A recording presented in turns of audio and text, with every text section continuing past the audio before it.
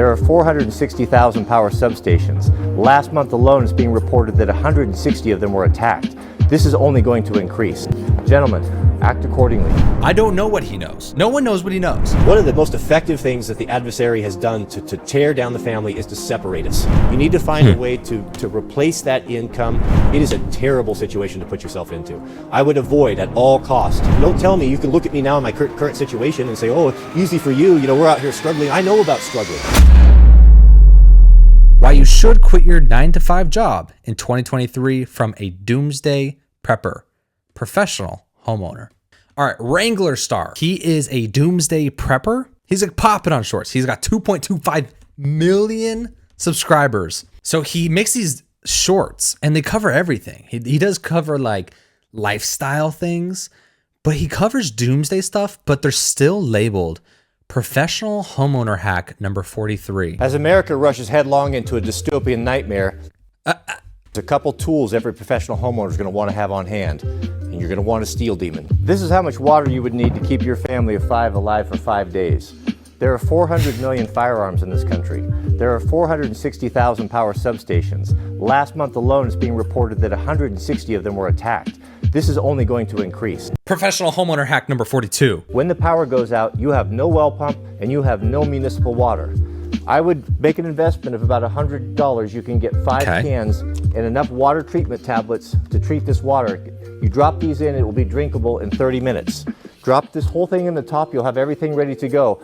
I assure you, once that happens, these will not be available, and the words from this video will be ringing very loudly in your ears. Gentlemen, act accordingly. Gentlemen, act accordingly. I don't know what he knows.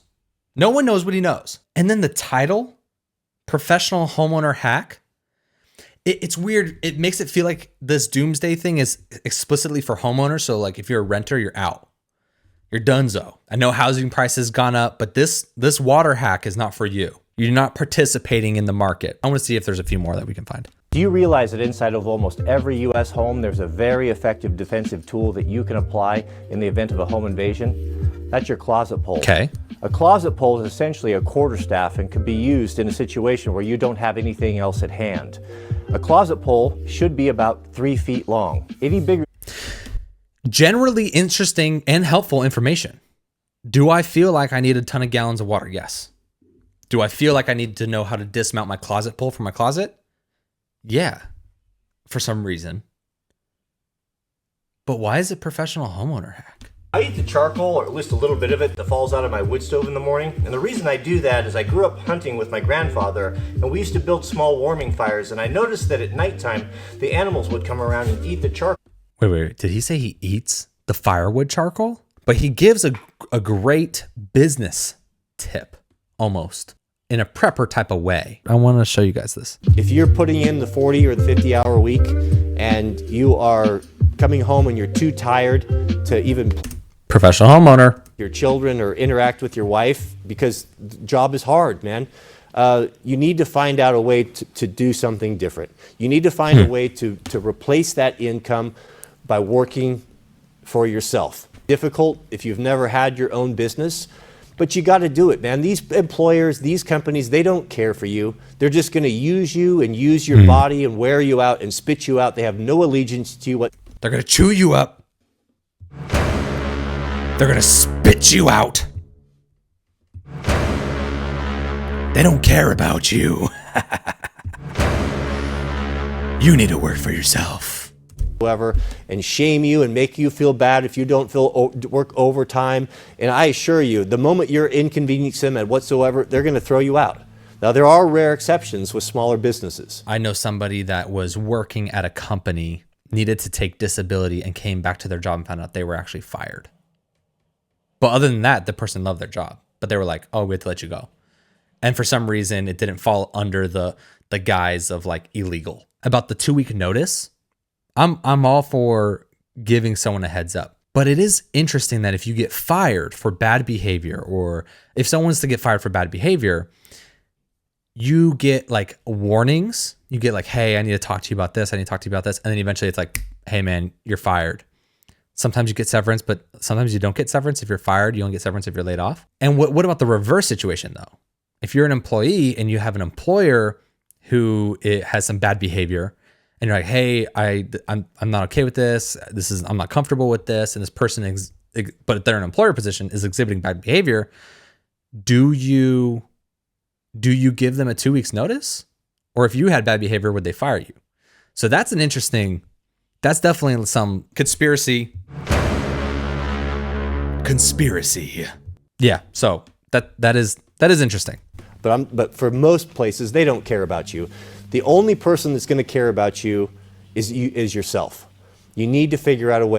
It's never been easier. There are more resources now than anything. Just the bookkeeping alone can be handled usually by your wife can help you with that. Sexist. And take a few online classes. There's a lot of resources out there. There's a lot of people showing how to do stuff. But just God wants you to have a life that you enjoy. Now, I'm not talking prosperity doctrine here, but I'm just talking to have. Come on, Joel. To do the things that you want to do, to not just have to live for the weekends, where you can just call your own shots. You'll find that you probably end up working more, but it's okay because half of that work might be in your robe on the couch, doing some computer work or doing some billing or doing some estimating, whatever it is, or maybe you can even involve your children with it. That's the way it's supposed to be. Keep your family together as much as possible. One of the most effective things that the adversary has done to tear down the family is to separate us.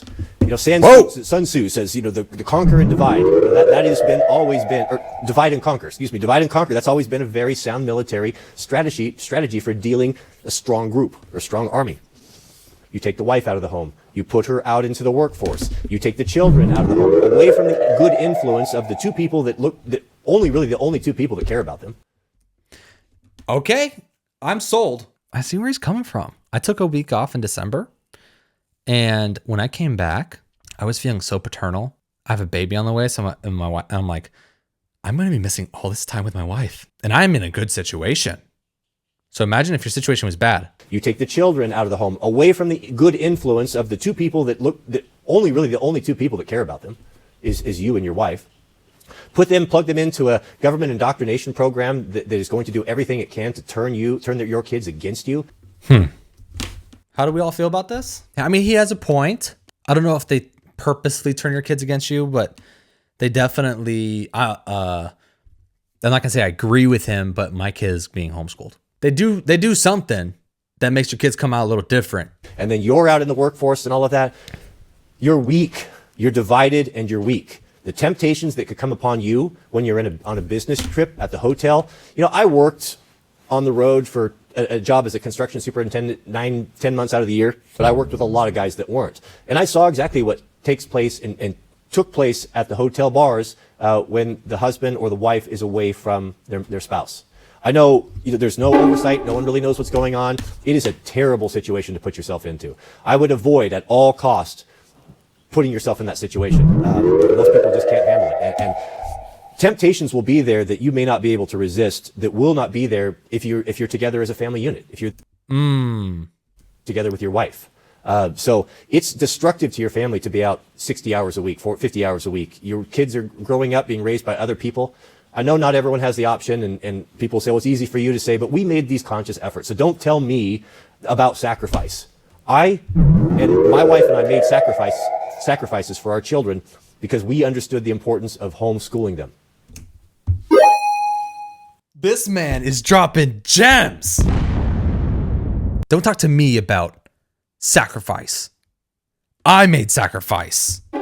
If you don't put yourself in areas of temptation, you're not going to be tempted. And let's be honest, like if you're going to be working 80 hours a week outside of the house, let's stop pretending like that isn't going to be destructive to your home life. When I did freelance filmmaking, I was home all the time and I really, really enjoyed it.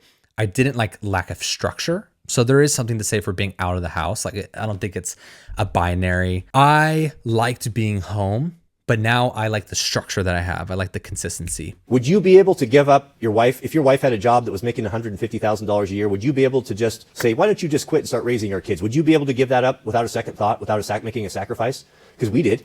I did that. So don't tell me, you can look at me now in my current situation and say, oh, easy for you. We're out here struggling. I know about struggling. I understand struggling. I get it.